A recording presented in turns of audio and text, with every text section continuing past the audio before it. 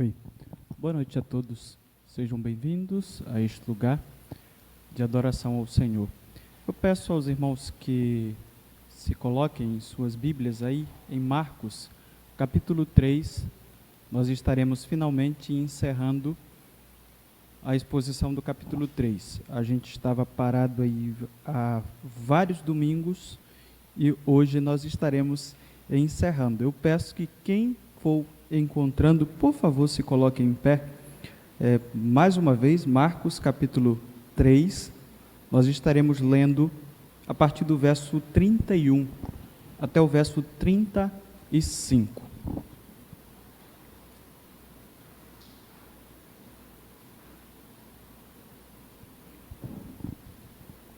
Mais uma vez, Marcos capítulo 3, do versículo 31 ao versículo 35. Diz assim: Então chegaram a mãe e os irmãos de Jesus. Ficando do lado de fora, mandaram alguém chamá-lo. Havia muita gente assentada ao seu redor e lhe disseram: Tua mãe e teus irmãos estão lá fora e te procuram. Quem é minha mãe e quem são os meus irmãos? Perguntou ele. Então olhou para os que estavam assentados ao seu redor e disse: Aqui estão minha mãe e meus irmãos.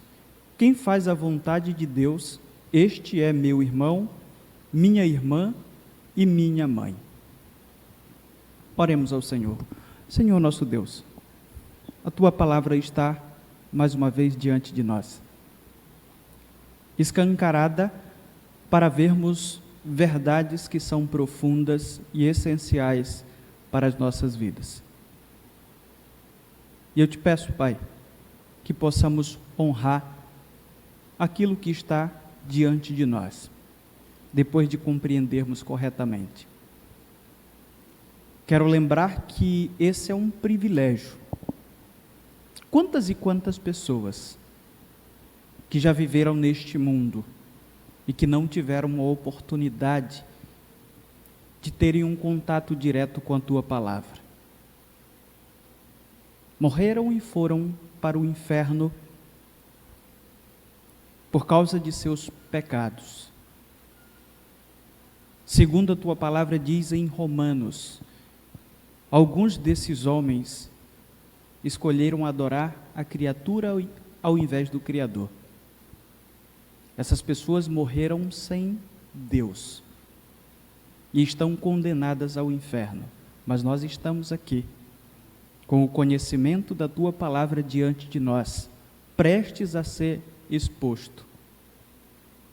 Principalmente este texto que fala de nossas vidas em um sentido tão pessoal e prático. Eu te peço que ao sairmos deste lugar, nesta noite, possamos sair alegres, sair muito alegres, lembrando de algo, de que nós fazemos parte da família do Senhor. E quero lembrar com isso que houve um momento em que o nosso Senhor enviou um grupo de discípulos para pregarem, para expulsarem demônios, e ao retornarem aqueles homens voltaram jubilosos, e eles chegaram alegremente dizendo a Jesus que os demônios se submetiam a eles. Mas Jesus disse que a alegria maior do discípulo deveria ser a de ter o nome arrolado no reino dos céus. A alegria nossa não é porque os demônios se submetem a nós, como muitas pessoas difundem por aí que o homem ou a mulher cheio verdadeiramente do Espírito é aquele que faz esse tipo de coisa. De fato, esse tipo de coisa reflete um certo relacionamento com o Senhor. Mas o próprio Jesus diz que uns estarão um dia do lado esquerdo e dirão que expulsaram demônios em nome dele, mas nunca o conheceram, porque andaram em pecado, porque não faziam parte de sua família. A alegria maior, em resumo, é o fato de nós termos os nossos nomes arrolados no reino dos céus, o fato de fazermos parte da família do Senhor. Isso vem em primeiro lugar e é essencial.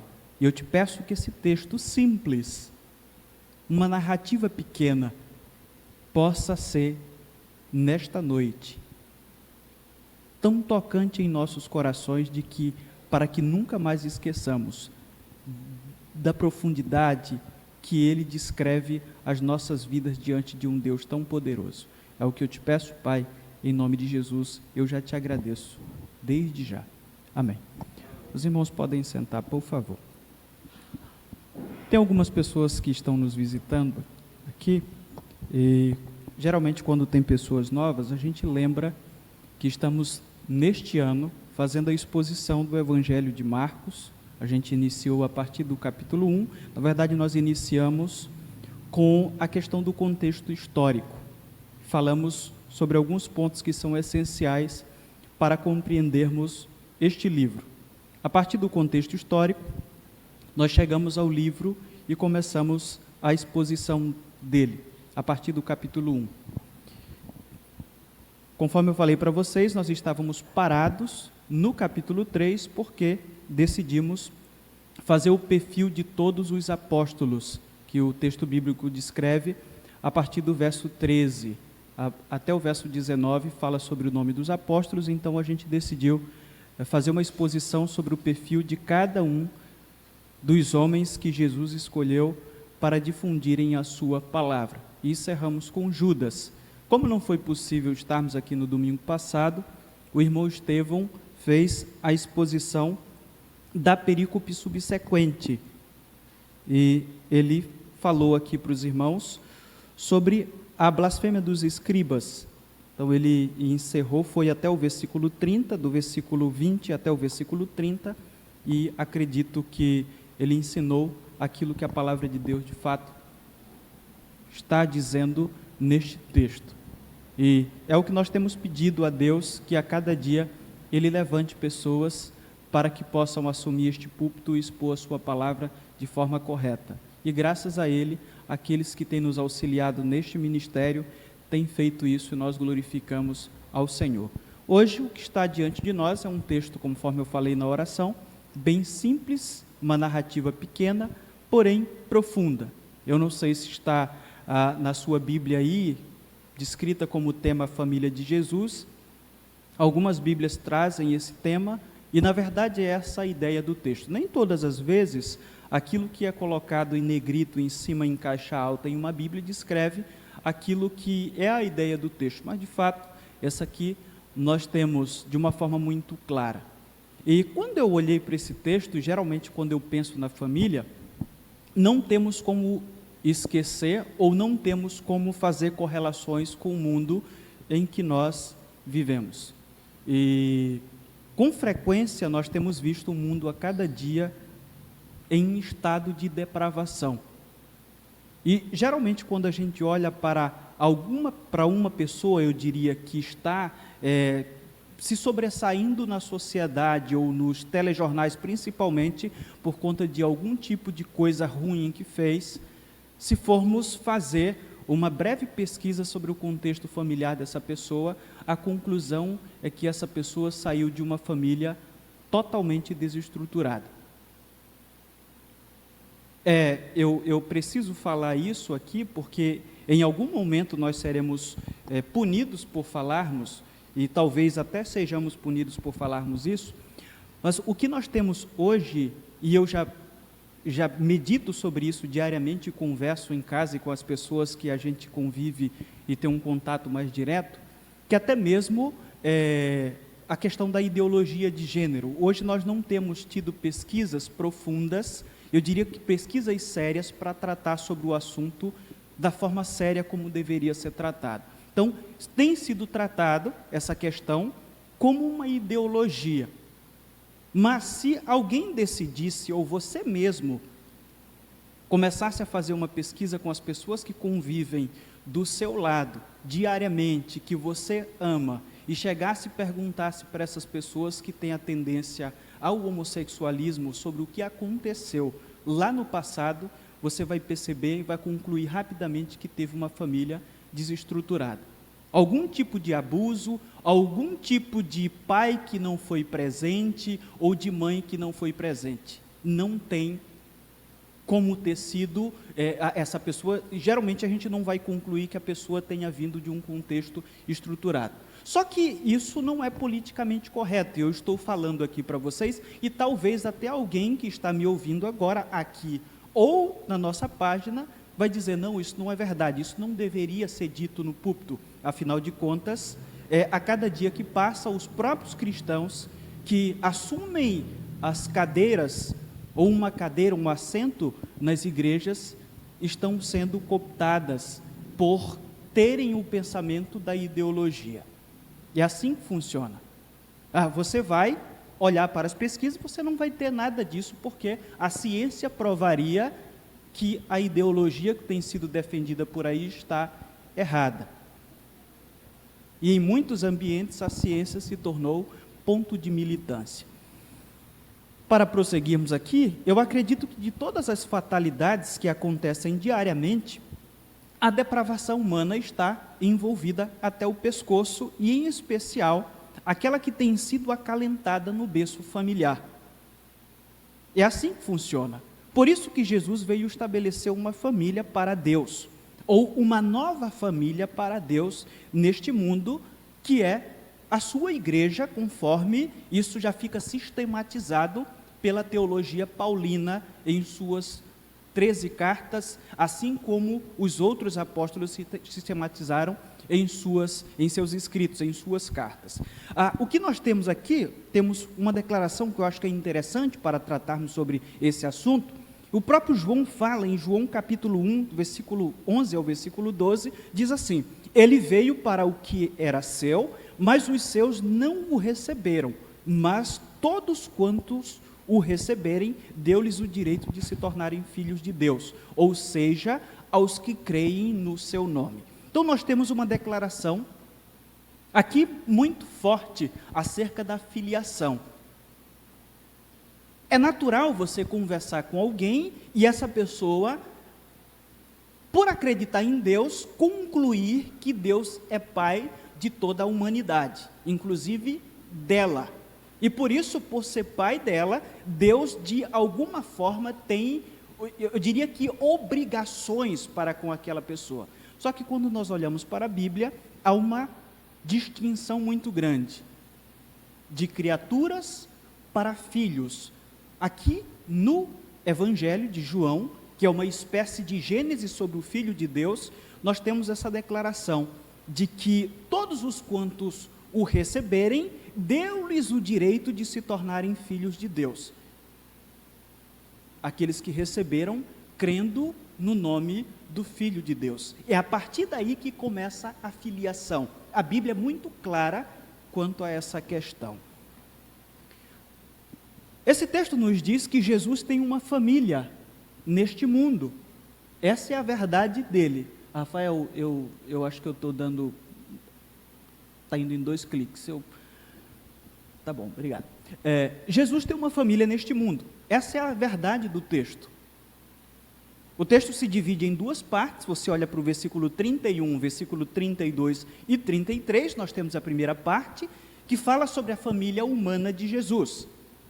E na segunda parte nós temos a declaração da pessoa do próprio Filho de Deus, falando sobre uma família de um relacionamento mais estreito com Ele. Nós queremos primeiramente considerar esse fato de que Jesus tinha uma família humana. Ele tem uma família espiritual neste mundo, porém, ele tinha uma família humana. Comentaristas católicos, quando você vai pegar um texto deste aqui e vai pesquisar para saber o que os católicos dizem sobre ele, o que você vai encontrar? Você vai encontrar algumas contestações, porque para os comentaristas católicos ou teólogos católicos, a virgindade de Maria passou a ser um dogma.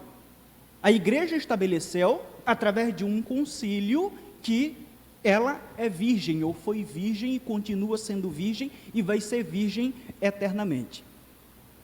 Eles vão defender o seguinte, para fundamentar a ideia. A ideia deles é que no contexto bíblico, principalmente no contexto do Antigo Testamento, irmãos que nós encontramos nesse texto aqui, assim como em outros evangelhos, podem se referir a vários tipos de relacionamentos familiares. E aí o que eles colocam? Eles colocam como base Gênesis capítulo 13, versículo 8, Gênesis capítulo 14, versículo 16, Gênesis capítulo 29, versículo 15, Levítico capítulo 10, versículo 4 e 1 Crônicas capítulo 23, versículo 22. Eu não sei se você parou para pensar ou prestou atenção nesse fato. Olhem só. Quando Marcos escreveu este texto aqui, nós podemos situá-lo de 50 até 70 depois de Cristo. Nós temos aqui o primeiro século. Gênesis foi escrito por volta de 1400, ou eu diria, melhor dizendo, entre 1450 a 1400 anos antes de Cristo. Você não tem como utilizar esse tipo de argumento para poder fundamentar uma ideia. Por exemplo, eu não vou dizer aqui, que não é um ambiente apropriado, mas vocês vão entender. Nós temos, eu acho que o palavrão mais conhecido que nós temos no nosso contexto diário, você deve saber qual é. Pense aí, existe um palavrão que é o mais famoso no nosso Brasil, que as pessoas geralmente xingam as outras. Em séculos passados, no tempo das embarcações, esse palavrão se referia a uma espécie de casinha lá em cima de uma embarcação, onde geralmente quem ficava era um marinheiro que tinha feito alguma besteira e o chefe da embarcação tinha colocado ele lá para ficar no sol, fazendo as observações. Por isso é que o pessoal, ao xingar, ao chamar o palavrão, utiliza a casa do.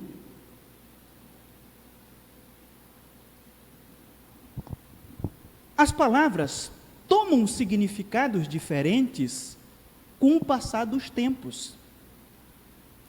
É assim que funcionam as coisas.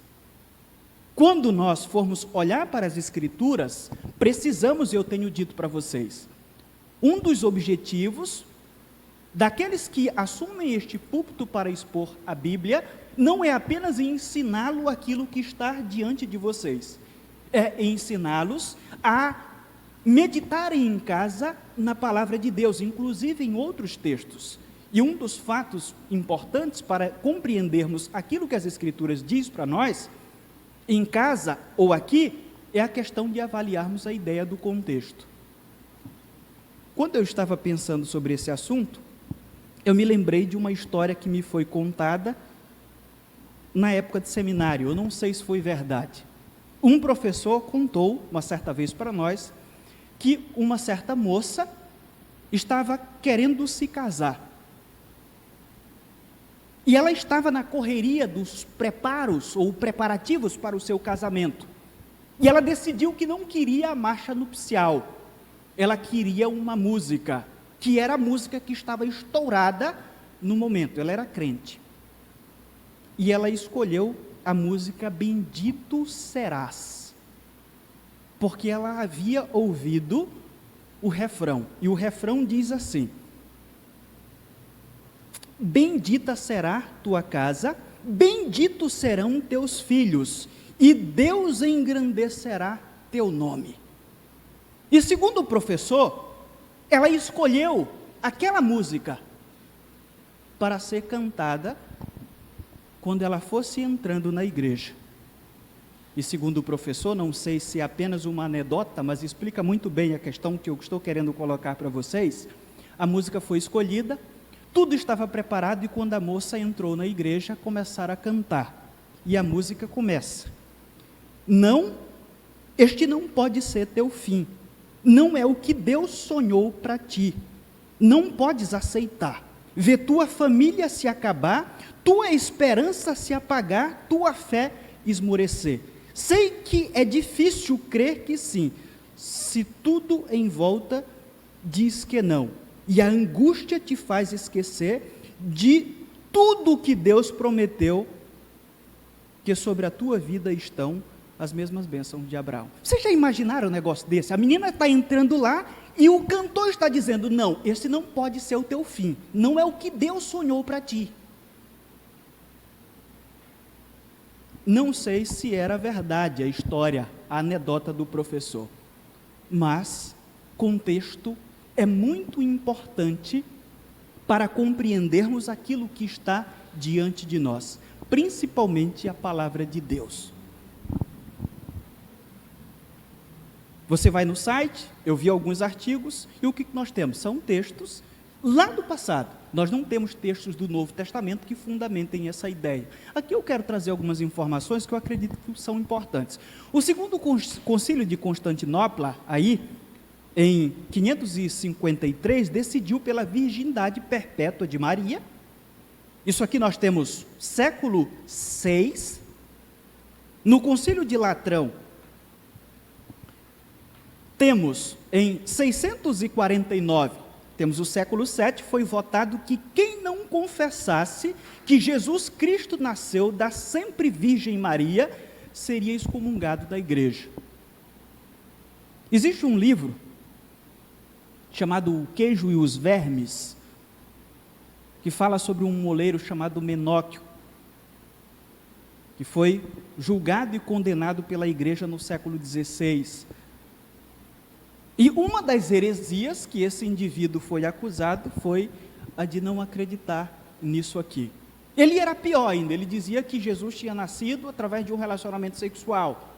Mas pelo simples fato dele dizer que Maria não era virgem, isso em si já daria uma morte para ele. Muitas pessoas morreram ao longo da história por conta de afirmarem isso. Neste contexto, seria excomungado. Depois de um tempo em que a igreja assume um poder muito mais profundo, as pessoas passaram a ser assassinadas. E assassinadas na fogueira, já disse aqui para vocês. Tinha que ser queimado porque o sangue desse herege não pode ser derramado para não se parecer com o sangue de Cristo que foi derramado. Só Jesus, que morreu na cruz, poderia ter o seu sangue derramado. Então o herege não merecia ter o seu sangue derramado. Então quem chegasse a essa conclusão, ou contrária a esses concílios, morreria. Quando a gente olha para a Bíblia, que é a questão contextual sobre essa ideia de irmãos dentro do contexto histórico, o que é que temos? O próprio Evangelho de Marcos, eu acho que é importante para entendermos. Rafael, definitivamente, vá passando para mim, por favor. Olhem só o que diz o capítulo 1, versículo 16 de Marcos. Andando à beira do mar da Galileia, Jesus viu Simão e seu irmão André lançando redes ao mar, pois eram pescadores. O que os católicos dizem? Que o termo irmãos, porque em Gênesis capítulo 13, versículo 8, trata sobre Abraão e Ló, que não eram irmãos, mas Abraão, ao se despedir de Ló, por causa do problema entre os seus pastores, disse, olha, nós não vamos brigar, é melhor a gente se separar, porque nós somos irmãos.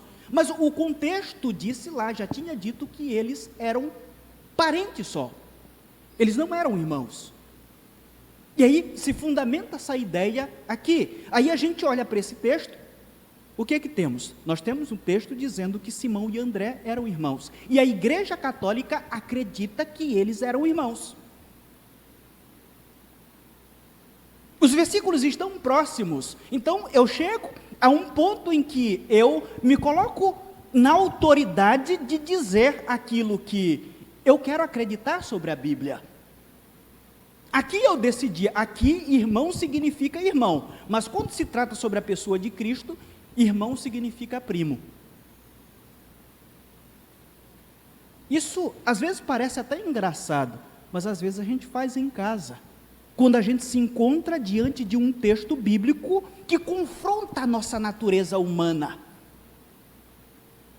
A gente olha para ele olha para nós, dá uma voadora no peito da gente e a gente passa por ele, se levanta e continua a vida do mesmo jeito, apesar das escrituras dizerem que nós devemos seguir um caminho contrário.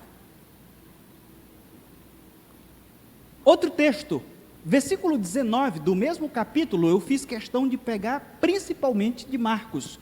Diz assim: indo um pouco mais adiante, viu num barco Tiago, filho de Zebedeu, e João, seu irmão, preparando as suas redes. O catolicismo acredita que esses dois apóstolos eram irmãos, porque o texto diz que eram irmãos. A gente olha também para Mateus, para tirar deste contexto, Mateus capítulo 1, versículo 25, fala sobre o nascimento de Jesus, e fala inclusive que eles não se relacionaram sexualmente, Maria e José, enquanto Jesus não nasceu. O Rafael vai colocar para nós. O texto diz assim, você pode pegar o capítulo 1 de Mateus e você vai ter o contexto do texto. Ele diz assim, mas não teve relações com ela, isso está se referindo a José e Maria, enquanto ela não deu à luz um filho e lhe pôs o nome de Jesus. O mínimo de conhecimento de português, ou até mesmo um analfabeto, ao ouvir uma leitura dessa, vai concluir ou interpretar que eles tiveram relações sexuais depois que Jesus nasceu. Essa é a família humana que manda chamar Jesus, que quer uma audiência com Jesus. Eu tive procurando alguns outros textos para poder entender mais ou menos o que eles queriam com Cristo. A gente não tem um correlativo das passagens que estão da mesma forma aqui em Mateus e Lucas, que nos deem assim uma abrangência maior para entendermos o que eles queriam falar com Jesus. Quando a gente olha para João capítulo 7, quando Jesus vai na festa, ou está se preparando para ir naquela festa, que ele faz a declaração, que quem crer nele, fluirão rios de água viva, Jesus conversa com os seus irmãos, e João vai dizer que os seus irmãos não criam nele. O que parece é que Jesus aqui, conforme o irmão Estevão fez a exposição semana passada, está recebendo várias acusações, inclusive a de ter demônios, a de estar desenvolvendo o ministério com base em poderes demoníacos. Essa é a ideia. João vai nos dizer que durante o ministério de Jesus, a sua família não cria nele. Não cria. Provavelmente, ao ouvirem as pessoas dizendo que Jesus estava com demônios, outros dizendo que ele estava louco, os seus irmãos foram lá para buscar esse louco e trancafiá-lo em casa. Essas pessoas faziam parte da família humana de Jesus, só que Jesus deixa claro que os laços espirituais, no contexto reino de Deus, são mais fortes, ou pelo menos devem ser mais fortes, do que os laços de sangue. Paulo diz, em Gálatas capítulo 1, versículo 19, o seguinte: não vi nenhum dos outros apóstolos, a não ser Tiago, irmão do Senhor. Jesus não apenas tinha irmãos, como também esse seu irmão chamado Tiago se tornou um importante líder da igreja no primeiro século. Tão importante que o seu outro irmão, Judas, que escreveu aquele livrinho de um capítulo antes de Apocalipse, ao iniciar o seu livro, diz assim: Judas, servo de Jesus Cristo e irmão de Tiago, que é esse outro Tiago aqui, o mais famoso. Aos que foram chamados, amados por Deus e Pai e guardados por Jesus Cristo, misericórdia, paz e amor lhes sejam multiplicados. Os outros irmãos de Jesus, nós não sabemos o que aconteceu. O que dá de presumir é que os seus irmãos apenas começaram a crer em Cristo depois que houve a crucificação e eles viram Jesus ressurreto.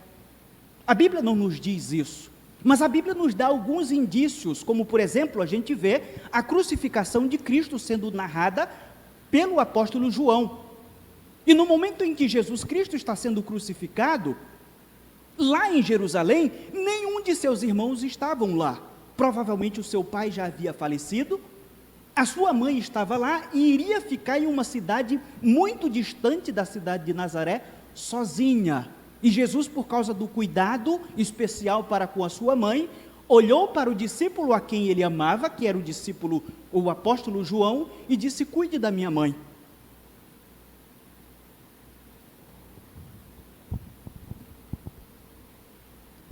Por último, eu quero citar mais um texto. O texto diz assim: chegando à sua cidade, começou a ensinar o povo na sinagoga. Todos ficaram admirados e perguntavam: de onde lhe vem esta sabedoria e estes poderes miraculosos? Não é este o filho do carpinteiro? O nome de sua mãe não é Maria? E não são os seus irmãos Tiago, que é o que eu já citei, José, que era o Júnior, Simão e Judas? E não estão conosco todas as suas irmãs? De onde, pois, ele obteve todas essas coisas? E ficavam escandalizados por causa dele.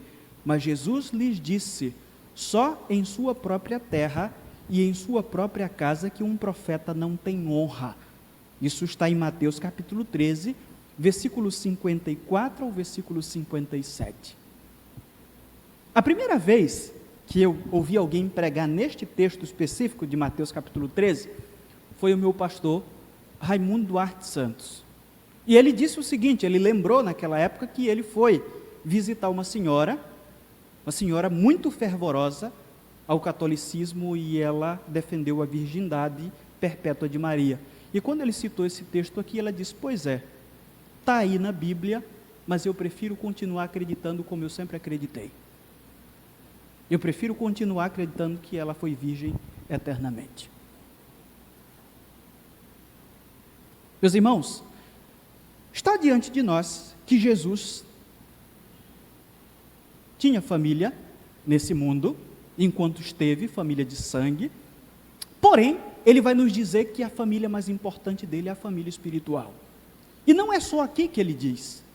Ele inclusive vai dizer em alguns lugares que quem não deixasse o seu pai ou a sua mãe por causa dele não era digno dele. Em alguns momentos ele vai dizer que, olha, não pensem que eu vim trazer paz, a partir de agora, o lar estará dividido por aqueles que queriam servi-lo e também por aqueles que não queriam. Hoje é comum a gente ver algumas igrejas sendo divididas por causa de famílias. Eu já vi uma família toda, ou famílias, saindo de uma igreja porque tiveram problemas ali. O indivíduo, membro da família que não valia nada, fez alguma coisa, e a família, ao invés de ficar ao lado de Cristo, de continuar servindo ao Senhor com sinceridade ali, decidiu sair por causa do cabra safado. E a gente olha para a Bíblia, e Jesus vai nos dizer que a família espiritual está acima da família de sangue. Inclusive, ele considerou dessa forma a própria família que ele teve nesse mundo.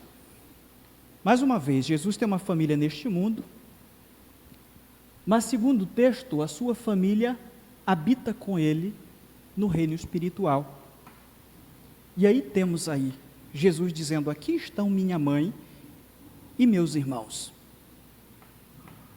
Eu diria para os irmãos que não existe nenhum outro relacionamento na terra que ilustre melhor o relacionamento humano com Deus do que o relacionamento familiar. O relacionamento familiar.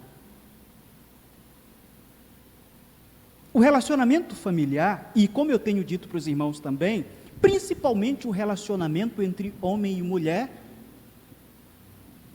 são dos relacionamentos que nós temos neste mundo, são os mais profundos. E a Bíblia, com frequência, está dizendo que aquele que faz parte do povo do reino de Deus, faz parte da família de Deus. Nós temos várias ilustrações na Bíblia E algumas delas, ou todas elas, são profundas, principalmente quando se referem à soberania de Deus. Eu queria considerar algumas aqui. Por exemplo, quando o autor bíblico quer expressar a grandeza de Deus, simplesmente diz que Deus conta as estrelas, chamando-as pelo seu nome. Isso está no Salmo 147, 4. Ele está querendo dizer que Deus é grande, e ele vai dizer então que o Senhor é tão grande que até mesmo as estrelas, ele conta todas e sabe o nome de todas. Deus olha para as estrelas e é como se as estrelas fossem 5 cachorros de um dono que ama esses cachorros, e quando vai alimentá-los, chama um por um pelos seus nomes. Essa é a ideia que está contida aqui. O número de estrelas que são grandes, na verdade incontáveis, de acordo com a visão humana ou com os limites humanos. Tanto é que os cientistas dizem o seguinte: no universo existe 3 vezes mais estrelas do que todos os grãos de areia, de todos os desertos e de todas as praias do nosso planeta. Existe 3 vezes mais estrelas no universo do que tudo enquanto é areia que existe neste mundo. De todas as praias e do deserto do Saara ou de qualquer outro deserto que possa existir. Os cientistas não dizem quantas são, eles dizem apenas que são bilhões de quadrilhões de quintilhões. O que é isso? Eu não sei. Provavelmente você também não saiba. Isso é algo grande para nós. E aí a Bíblia diz que Deus pega essas estrelas e conta todas, chamando pelo seu nome. Autores bíblicos vão falar da Terra como algo minúsculo diante de Deus. Todas essas coisas, eu diria que número de estrelas e planetas, são imensos aos nossos olhos. É claro que são. No entanto, a Bíblia vai dizer que são ínfimos diante dos olhos de Deus. E aí, a gente está diante de um texto, onde o texto vai dizer que esse Deus imenso decidiu que a forma mais apropriada de seres tão pequenos como nós, de nos relacionarmos com Ele, é por meio de um relacionamento familiar. É de um relacionamento direto, de um relacionamento íntimo. O relacionamento familiar resume perfeitamente o nosso relacionamento com Deus. E nos faz importantes diante dos olhos de Deus. Nós temos um Pai, e esse Pai é o nosso Deus.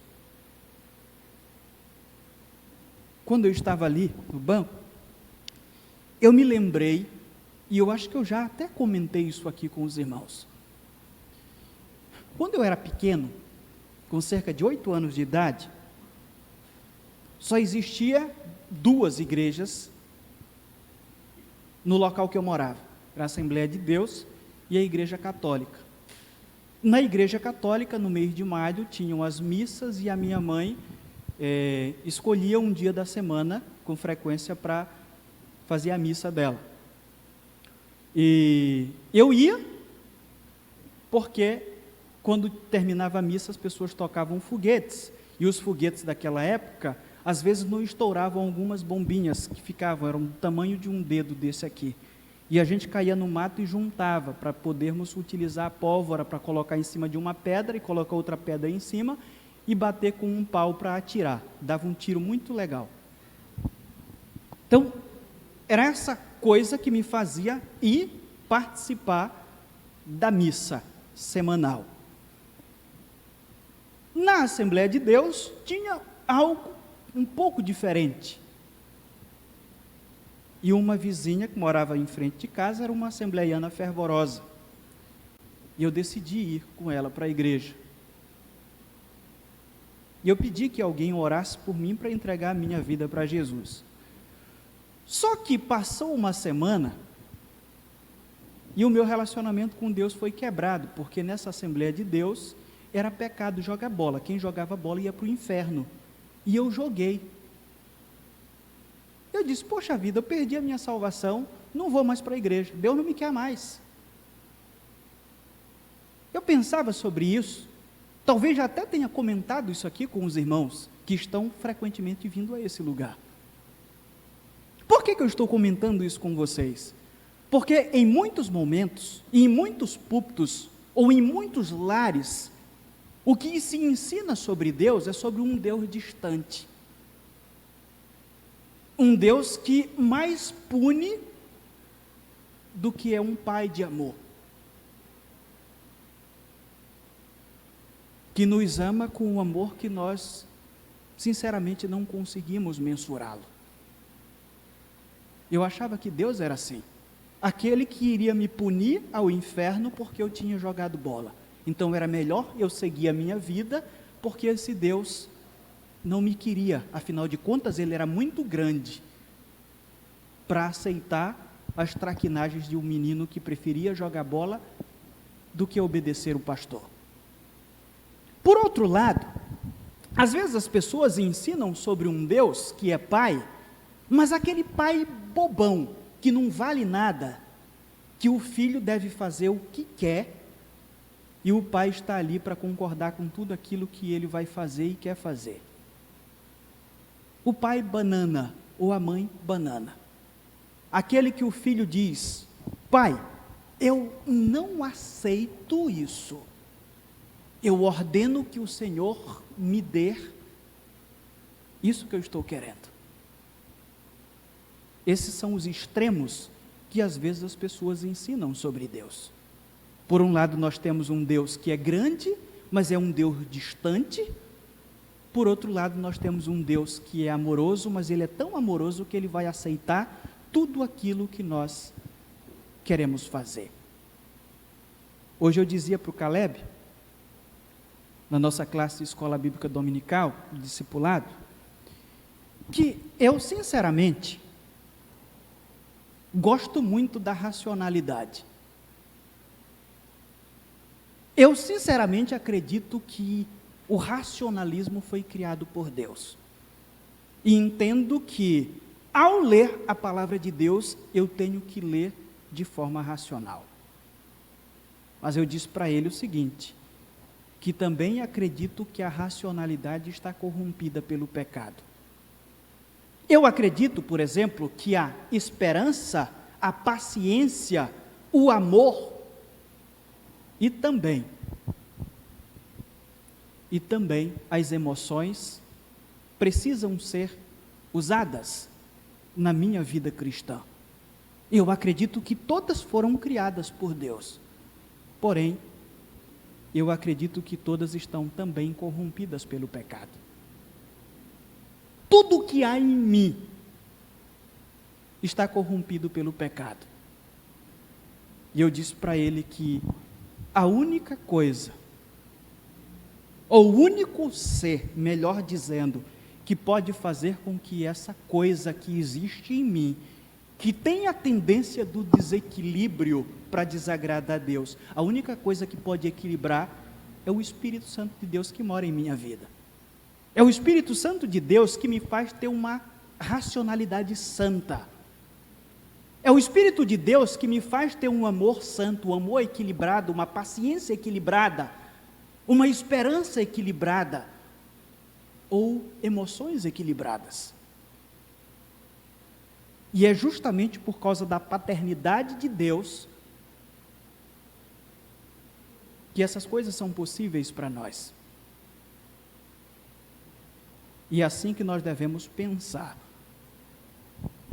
Quando a Bíblia fala sobre o ser, ou sobre eu ser, me incluindo aqui, cheio do Espírito Santo de Deus, conforme diz Efésios capítulo 5, versículo 18, o que se segue lá é o marido que ama a sua esposa, como Cristo ama a igreja, é o que está lá, e se entregou por ela.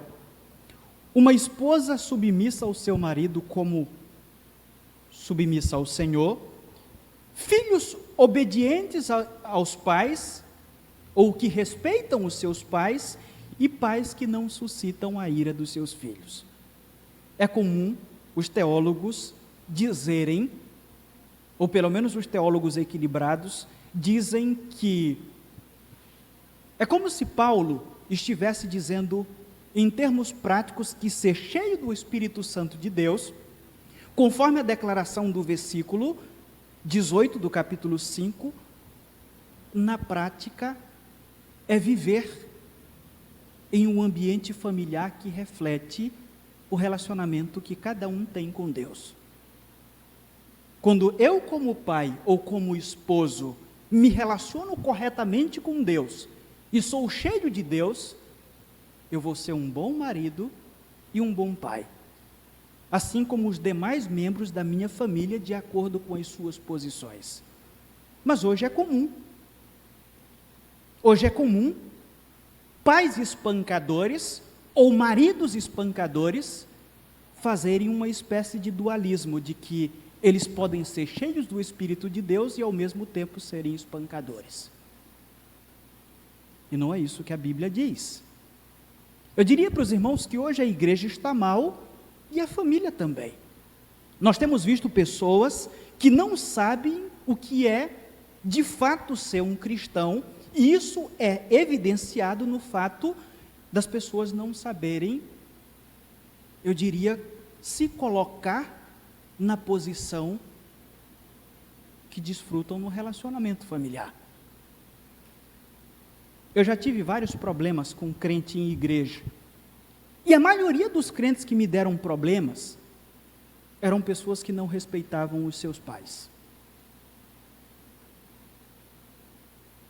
E eu cheguei à conclusão, em termos empíricos, de que um mau filho não respeita um pastor. Uma filha que desobedece os seus pais, não é pelo fato dela estar na igreja que ela vai respeitar o pastor. Não é assim que funciona.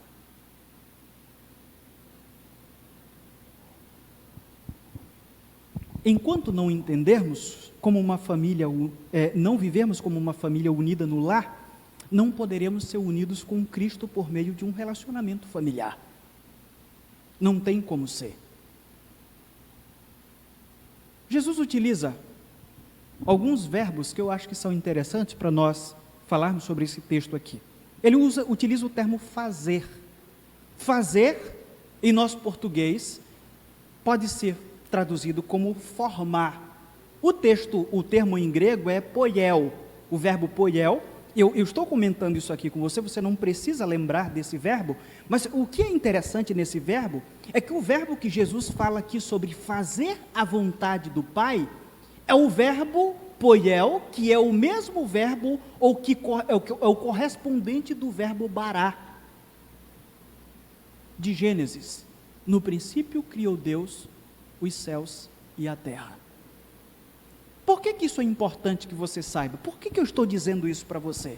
Porque na Bíblia, no Antigo Testamento, o verbo hebraico, bará, é utilizado só para algo que está sendo construído do nada. Quando se está reformando, por exemplo, um celular, a palavra que era utilizada era outra. Agora, se eu estou fazendo o celular do zero, é bará. Esse verbo não é utilizado muito. Ele é utilizado em um outro momento, que é um momento que é interessante, em uma oração, quando Davi diz para o Senhor criar um novo coração nele. Ele está reconhecendo com isso que o coração dele não presta, e que ele, como ser humano, só vai prestar se Deus tirar o que não presta e construir o outro do zero. E quando Jesus diz aqui que a sua família é aquele que faz a vontade de Deus, ele está utilizando esse verbo em termos práticos de fazer algo do nada. Porque fazer a vontade de Deus não é comum à natureza minha, e também não é comum à sua natureza. E aí, outra palavra que ele utiliza aqui é o substantivo vontade, intenção, em grego quer dizer telema. E aí, essa junção dessas duas palavras, fica muito claro aí que o verbo fazer tem o sentido de fazer num sentido prático, a vontade de Deus, com o substantivo vontade aí, de fazer uma vontade ou intenção de Deus, de uma forma diária, de uma forma constante. Não é algo que fique apenas em um reino de discursos ou de conceitos, como a religião judaica fazia no primeiro século, e depois foi sendo repetido por todos aqueles que assumiram o cristianismo apenas como uma religião. A família de Jesus são aqueles que praticam com as suas ações a vontade de Deus. Aí você pergunta, mas que vontade? Eu também me lembrava hoje, quando eu pensava sobre esse texto, em algo, na verdade desde ontem eu pensava sobre algo interessante que aconteceu comigo. A primeira vez, aos 13 anos de idade, eu fui numa igreja batista, eu já falei para vocês que Deus não me queria mais, porque eu joguei bola, então eu fui morar em outra cidade, fui morar em São Luís, passei uns tempos lá e tal, e chegou a adolescência piorou a questão do afastamento de Deus, e aí eu venho de lá e vou em uma igreja batista, e eu tenho um tio lá, que até hoje é da igreja, começou a me falar no momento do apelo, para eu entregar minha vida a Jesus, ou antes do pastor pregar, eu acho que ele passou uns 15 minutos lá, e eu não queria, mas ele estava praticamente me forçando a ir, e eu não queria justamente por um fato, eu não sabia o que fazer a partir daquele momento, porque como eu estava indo obrigado, eu não estava indo com o coração contrito de dizer não, eu quero romper com os meus pecados, eu questionava ele. E aí, depois que eu ia à frente, o que eu tenho que fazer? Tipo, qual é a vontade de Deus? A pessoa que verdadeiramente se encontrou com Deus, que decidiu romper com os seus pecados, não faz esse tipo de questionamento, porque é intrínseco à nossa natureza, o fato de nós sermos pecadores, o fato de, ao fazermos algo desde criança, sabermos que aquilo desagrada a alguém, e esse alguém pode ser os nossos pais, ou o próprio Deus, porque é pecado. A vontade de Deus, segundo aquilo que Jesus está colocando, é a vontade de Deus revelada a nós, de uma forma muito clara nas Escrituras. Nós poderíamos dizer, resumidas nos 10 mandamentos, ou em termos da nova era do reino de Cristo, no Sermão do Monte, quando Jesus vem dizer que aquilo que está escrito em um dos 10 mandamentos sobre a questão de adulterar, não é apenas a ação, mas o pecado que nasceu no coração.